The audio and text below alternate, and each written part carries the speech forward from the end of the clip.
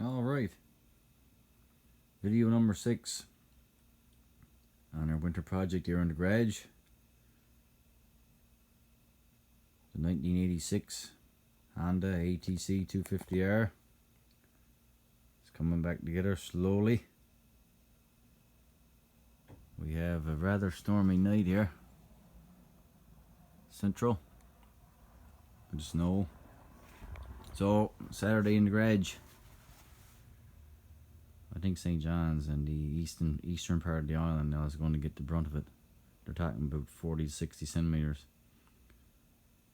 So we get up this morning and put the plow on the old Kodiak 450 and plowed the back garden. Never plowed the driveway yet, probably tomorrow morning.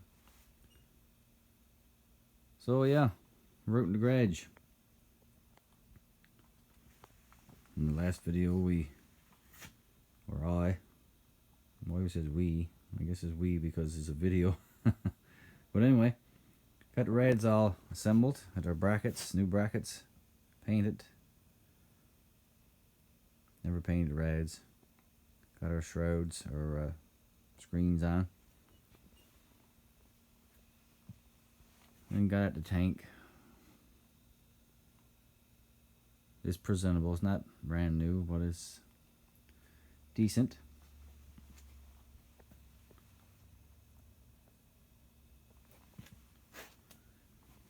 And just finished a gorgeous assembly of that engine. Now that looks a lot better than what it did in boxes. New spark plug, all new gaskets, new Wesco piston, new rings obviously. I painted the stator cover because it was sandblasted. Never painted the head or anything. Because like you say, I don't want it to be too tacky. It'll probably be a bit too tacky there now, but... And not a lot of people like to look at them gaskets, so I don't really like it either. But it's very hard to trim because it's tight to the case. Anyway, hopefully they'll blend in after a while. We got our flat side slide carburetor there ready now. Go through tomorrow and maybe get our engine in. Excuse me. Got a caliper there to rebuild. So we're waiting on some parts now from eBay. Should be here now this week sometime, hopefully next week. Got our manuals with all the handy information. Because this is my first 86 build. And the manual would be, I think it's very important to have. Even just for this, even for the head assembly, like which way the bracket goes on and the coolant inlet. You know, if you guys it all flipped around, you got to take it apart again. I got the gaskets sealed with a little layer of Toyota sealant that we used out the shop there, dandy stuff. But it's not so hard to take apart. It will ensure, hopefully, no leaks. Like I say, the base was already split and assembled when I got it, so I took a chance. Not something that I usually do, but I think it was a very good job done with it. So the gears was running through fine, the clutch seems fine. So take the chance, I guess. If not, we'll have to scrap it again, but that one there is ready to go. A little bit tricky getting the rings in place so the rings don't migrate off the piston pin. But we'll do a compression test now anyway. Removed linkage, the brake linkage off our old frame that we have. Got a good frame. So maybe in the future, you never know. So we got another engine, all kinds of parts and tanks, and there's enough there to build another shock, calipers, hubs, brake discs, and a lot of other things. Swing arm from an 85 under the bike there. So you might be able to get another runner out of it. if the parts come along. Like I say, I find it's hard enough to get parts now. You know, once again, if you're living in the States or even the southern areas of Canada, like Toronto and stuff, a lot easier to access parts and access to powder coating. And but here in the boonies, we got to make do. I had a very nice set of them frame covers to add. Cleaned up the fenders and stuff. There's a bit of overspray on it.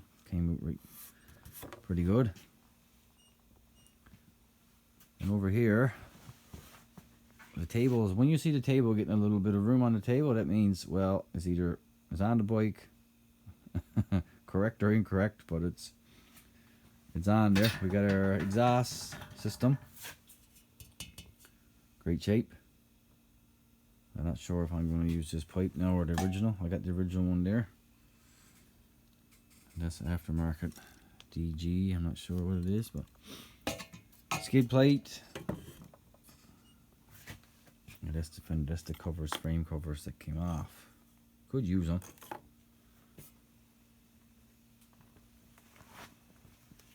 And here's our boxes of parts.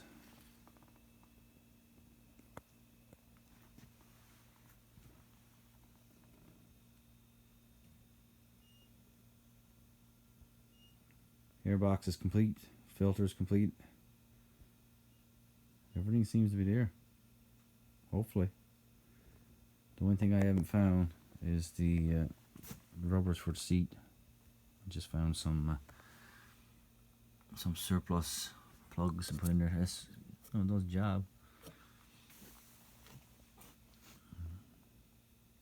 Yeah, so tomorrow we'll probably get up in the morning now and do the driveway. And then maybe come out and get that engine back in the frame. Big step.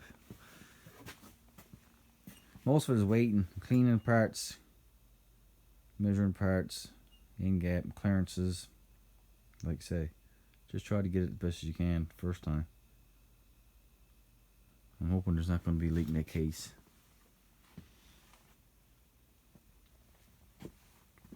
Especially the center. The center join. Yeah, so thanks for watching. Tomorrow I guess we'll get video number 7. Might get it all in 10 videos, maybe. 6 or 7 minute videos. Not to put nobody to sleep or anything, but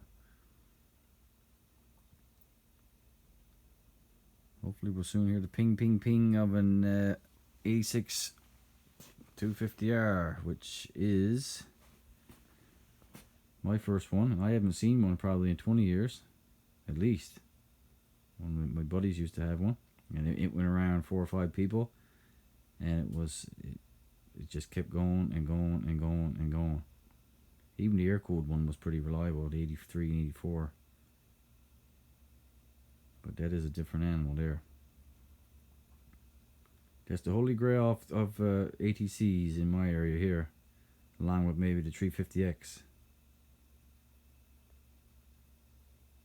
which is pretty much